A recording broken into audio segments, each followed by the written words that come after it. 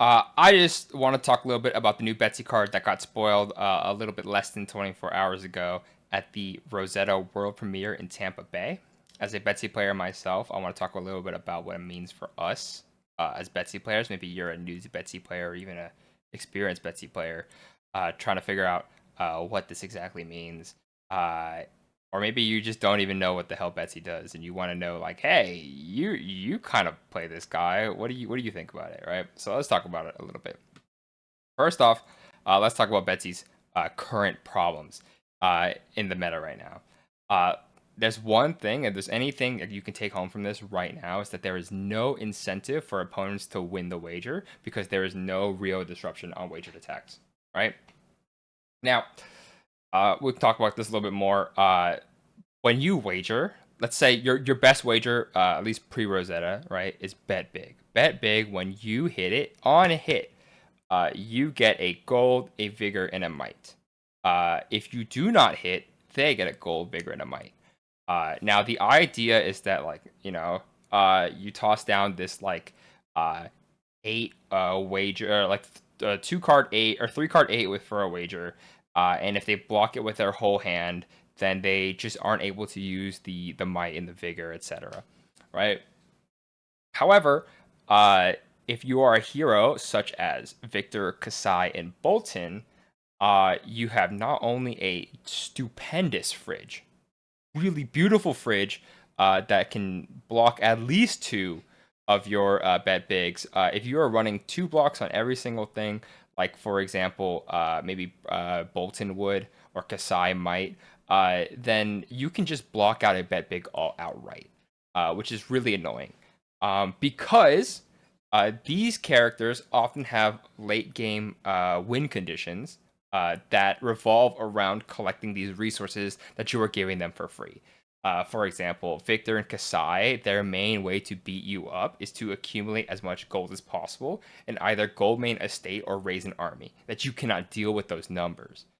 Bolton, he doesn't really care about the gold that much, but what he does care about is he cares about the vigor and the might. The vigors allow him to handle his worst problem, which is paying for one costs, and he's able to use the might to eventually basically just give things go again for free, right? He doesn't have to work for it at all. He can just kind of outvalue you with his soul turns there, right? So if they have a way to get more value out of your gold, might, and vigor than you as a Betsy player does, and let's be real, Betsy does not really get a lot of value out of her gold, might, and vigor. It's like nice to have, but there's no real like, hey, if you have this much gold, you win. You just kind of toss it for more wagers, right? Yes, you can like wager a CNC or something like that, but it's really not that great. Um, and on the flip side, if you are a hero that is either really aggressive or really disruptive, like for example Zen, KO, and New, there is nothing stopping you as that Zen, KO, New player from saying, okay, no blocks, because you're able to just delete them in the next turn, right? I am new, okay? I don't block your wager. That's totally fine. Let me hit you with like a Bonds of Agony, just a nick. Good luck, right? Like what? Like, there's nothing that gold, might, and vigor can help me against that, and it doesn't really stop them from advancing their win condition as well, right? So I have played games against a KOs or whatever where I'll hit them with the bet bigs, and they just don't block anything, right? And then from there they will like hit me with Blood Rush Bellow, Triple Wild Ride or something like that, and I just die, right? This like what do you do there?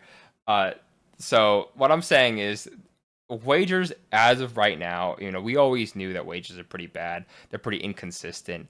As like they shouldn't be your real win condition because, like I said, if you lose it, then you don't get anything, and if you or they get a lot of stuff, and if you win it, then you get That being said, wagers themselves are bad too, right? If you want to run these, wagers that they printed in heavy hitters, like the auras that say your next attack gets +5 and you can wager an X token with them. Those aura cards only block 2, right? So the idea of playing like a defensive Bravo style Betsy where you kind of like hold down a couple turns and then one turn you come back and like hit him back just as hard. It actually sucks because if you get three 2 block auras, you're just kind of screwed. Um, so basically, what I'm saying here is Betsy, if Betsy leans into her ability too much, she's unable to play a defensive game plan, which is the role that she was designed to be, right? Because of this, Betsy is forced to run many wagerless crush effects for real disruption. You're forced to run something like Spinal Crush. You're forced to run something like Chokeslam. Not a single blue that we have has the word wager on it. Okay, every single blue is just your typical Guardian blue suite of blue block threes. Cranial Crush, Debilitate, etc. Because there's just nothing for us to run. Right? We can't run any of these blue wagers because they only block 2. Uh, we can't run any real disruption other than the generic Guardian cards we have. Now I'll put it down here as well. She has a different problem. We'll talk about this a little bit later, but irrelevant for now. Now let's talk about the new card. Bam! There's the new card. It's called Drink 'em Under the Table, and you wager with them. The winner draws a card. The other hero discards a card. On paper, it looks very similar to Bet Big, but I'll tell you, it is incredibly better than Bet Big in almost every single way. Now, what does this card do? First point, actual disruption. Wow, if you hit them, they discard a card. This is something I've been asking for the longest time as a Betsy player. I'm like, why can't we get card discard? Why does Bravo get Crippling Crush for 2, right? And we have to settle Bet Big, right? So at least with this one, we get to find a way to get them to discard a card. Nobody wants to discard cards. Of course they'll block, right? That's great. With Betsy Hero Power, it is a 3-card 9 with Overpower, which is, for a Guardian is pretty okay. You know what? No one ever complained about Bet Big being too underrated for a Guardian, right? This is good. This is a very good card. There is not a single hero that is okay with taking this card to the face because you get, like me, the Betsy player. Yeah, you, the Betsy player, gets to draw a card. They gets discard a card. It's a disruptive card. We like disruption in the Guardian household. Okay. To be honest, though, it would be better without the card draw. I think the card draw kind of was tacked on as a maybe they should get something if they win this wager, right? Because realistically, the discard means nothing for you. If you lose this, as a Betsy player, you're not gonna really be holding onto cards when you toss this. You're gonna, you're gonna hold your 2 cards to pitch with. You're gonna hold drink, and then you're gonna like maybe block with the last one, right? So yeah, they block it out. You're usually gonna have no cards in hand. So it's like, okay, discard nothing, I guess. But they'll get to draw a card, which kind of sucks. But they will probably have to give up a lot to block it out anyway. So it kind of works out, right? All in all, though, very nice. Let's talk about the biggest problem, though. What are we cutting for this, right? This is my list of reds in my current list. And it's just, as you can see, there's a lot of reds that are really hard to cut. I don't know. I was experimenting a lot with this. I think I've kind of settled on cutting Zealous Belting. Personally, I don't use Zealous Belting that much. And I just kind of accept that I auto lose to Illusionist and whatnot that we have to go wide on anyway. I would love to cut money where your mouth is and test of strength. But we have a problem of no real gold generation in Betsy for the hero that wants to sack gold to the hat to wager. Her whole benefit of you can wager other attacks too, not just Guardian attacks, not just expensive attacks. Look, I can give Command and Conquer Overpower. It doesn't work if you don't have a gold. So you kind of need gold generation, which is why we have money where your mouth is in test of strength. I don't know though. They might get cut eventually, but yeah, that's what we're looking at right now. Now, let's talk about, is she good now? I think that's the biggest question everybody's asking here. Is Big Betsy good? The answer is probably not, right? She's still probably in a rough spot. Although the new card does help her a lot across the board. It doesn't really give her the edge in any single matchup or flip anything for her. But what it does do is make everything more consistent. It allows her to play better matchups. she actually has more threatening presence compared to before. But it's not like, oh, she like turbo lost to new and this will like help her beat new. No, it doesn't really do any of that. Her biggest thing, the thing I was saying we're gonna get to till now, is she's still lacking a very solid end game win condition that she can advance to. Right, Victor has Gold Main Estate, which rewards him for doing the thing that he wants to do, which is create gold, and it gives him an end game win condition that he gets to build up to. Right, we want to have a something that benefits us for doing the thing we were already doing, like Victor's Gold Main Estate. I don't know. Bravo also generally has stronger cards and consistency. Like Trink is good, Bet Big is good, but are we really competing with Starstruck, Showtime, and Crippling Crush? At the moment, probably not. Betsy also, as we have heard from interviews and stuff, was designed to live in a world post Bravo LL, and Bravo is nowhere near LLing. So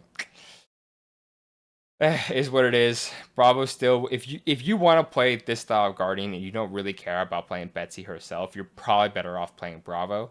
Um, and if you want to play a Guardian that wins, you should just play Victor. Her biggest problem, I mean, not one of her biggest problems as well, is she's still lacking gold generation. Like I said, we don't really have a lot of gold generation options for her, for the person who wants to sack gold into the damn hat. Um, you know, in terms of gold generation, we have Bet Big, Test of Strength, Money Where Your Mouth Is, Trounce, and Wage Gold. In terms of these, I picked the best three, right? Like Trounce is it's hard to win Trounce with so many misses in our deck, and the fact that we do not have the reroll capabilities like Victor does, and Wage Gold blocks too. So, this is where we're at right now. Card wish list. So I know we just got a card. I know it's so nice and all, but like we can do so much better. We can get a couple more cards for Big Betsy. My wish list for her is any sort of blue block three block card that could generate gold semi consistently. I don't necessarily know how you're gonna do that. I think you should also make it a Betsy specialization because Victor would just go rampant with this card. But Victor has a gold generation and visits the gold made estate. Why don't we get anything, right? Like, come on, LSS, come on, please. I want to remove Money Where Your Mouth Is so bad. Money Where Your Mouth Is a great card. You can play it with like a Nothos to do like 10 power overpower or 10 attack overpower. That's great and all, but like I don't care for it. It blocks two. It blocks two. It sucks. But if I cut it from the list, I go from 9 gold generators to 6. That sucks. That feels bad. So we're at a point where I want anything. I want anything that generates me gold semi consistently. Starting stake doesn't count. And I want to remove Money Where Your Mouth Is, but I don't have anything that lets me do that. So a blue block 3 card, even if you reprint Gold Main Estate, I would just love it. I think it would be so nice to have. Just reprint Gold Main Estate and like make it a Betsy specialization as well. I don't know. Another thing I would love is a weapon that provides a late game win condition. So my dream weapon is like a 3 power, 3 resources to attack. When you win a wager, any wager, put a +1 counter on this, right? That way it takes some time to start equaling, things that you normally have. It's probably a 2-handed weapon, right? So you win 1 wager, it's now on rate with Titan's Fist. You win 3 wagers, it's on rate with like a Nothos coming in for 6. And then 4 wagers, it starts becoming better than everything, Guardian wise. So this makes your opponents be like, I want to block out these wagers because I don't want you to ramp up your weapon, which makes you actually like favored in your wagers because now there's a reason for them outside of like winning or losing this wager, like the rewards to block it out. I don't know. I think it's something that would be good. Would be really nice for Betsy. Just something that like starts to ramp up. It doesn't have to be a weapon, but a weapon's just nice and she needs one anyway. Another thing that she needs, my like pipe dream, is AP2 arms or feet. This is because Betsy has the problem where her hero text is not just on her, it's on her and the hat. The hat and her are so interlinked that it's really hard to give up the hat. And most people don't want to give up the chess piece too because it's like a really consistent source of resources. Um, so because of that, and also we don't want to give up Anothos because for most people Anothos is what we use. Um, because of all this, it means that AB3 is really hard to slot in, almost impossible to slot in. The only way to do that is to give up Anothos, go Titan's Fist, Arcane Lantern, and then the Null Rune Gloves and Null Rune Boots. I think it's kind of mid. I don't know. You can also go for like removing the hat or removing the chest piece, but then you're like just playing half the hero of a hero that's already pretty bad. I don't know. I just don't think it's that great. So having AB2 arms or feet, maybe make it a guardian specialization because they struggle with AB in general. Um, something like that would be nice. I don't know. Other good cards to consider from this Rosetta set, from what we know about the spoilers. Maybe something else comes out that we are like, wow, I didn't know this was that good. But in terms of cards to look out for Betsy specifically, I guess Guardian 2, I would look at these three: 10 foot tall and bulletproof. You know how I was talking about how Betsy doesn't really have a late game win condition. This is not a terrible late game win condition. A 2 card 10 is pretty good if you get a late game, right? It helps you get over things, especially if you manage to get an overpower on this with like a hat or something like that. Or you do back to back 10 foot talls. I don't know. I'm experimenting with running 2 of these. Wait till Rosetta comes out. I'll come back to you and we'll figure it out from there. Cut through the facade. This is anti-prism tech. This is not really good. You might look into this and be like, wow, this is really good for Enigma, or wow, this is really good to Dromai, or whatever, or Illusionist in general. No, this is only for Prism. The reason why is because when this hits a hero, you may destroy an aura they control. That would be really great. If you have to blow up every single ward to get to hit the hero anyway for Enigma, and then what auras are there left? Haze bending, you know. Defended by auras is a nothing burger to Enigma because she runs like 20 D reacts anyway and a bunch of actions that are not auras. She can still block you out. Dromai, all her dragons are allies. They're not auras, so you just can't kill them anyway. Um, I don't know. This is good, just like I said, to destroy an aura they control. This is mainly good against Prism. Prism, he drops, uh, double Genesis on 1 turn or something like that. And you're like, what do I do? This helps a lot. You get to cut through the facade. They have to block it on them because if they get hit by this, you just destroy their Genesis. Sounds great. I think this is wonderful. Could be useful against like the channel auras that you will see here in Rosetta, but I don't know how good they are against Betsy. I don't know if Betsy's like incentivized to remove them. Who knows? Truce is also very good. It seems to be a really good tech card into more aggro matchups because basically you're going to drop it down and it's going to be, if I'm the aggro player, I have 2 options. One, I don't hit you. You gain 3 life. I gain 3 life. That 3 life matters so much more for the defensive fatigue player than it does for the aggro player, right? Um, so it's like, okay, I don't attack, you get 3 life. That's crazy. Or if I do attack you, they draw a card. That's also crazy, right? Like, this seems pretty good. And at the end of the day, it's a blue block 3. This might be a great card for Betsy. It might replace maybe one of the many cards that I am looking to. I hope to replace so badly at Betsy. But I don't know. These cards are pretty good. I would keep a lookout for them. If you're a Guardian player, if you're a Betsy player, take a look. And yeah, thank you for watching. I don't think Betsy is, top tier by any means. I don't even think she's mid tier by any means, but I think she's probably going to be better than Arachne and better than Teclophosin, which is all that we can pray for, right? We stay winning. Congrats to us. Thank you for watching. She's not back, but she's in good hands. All right, peace out.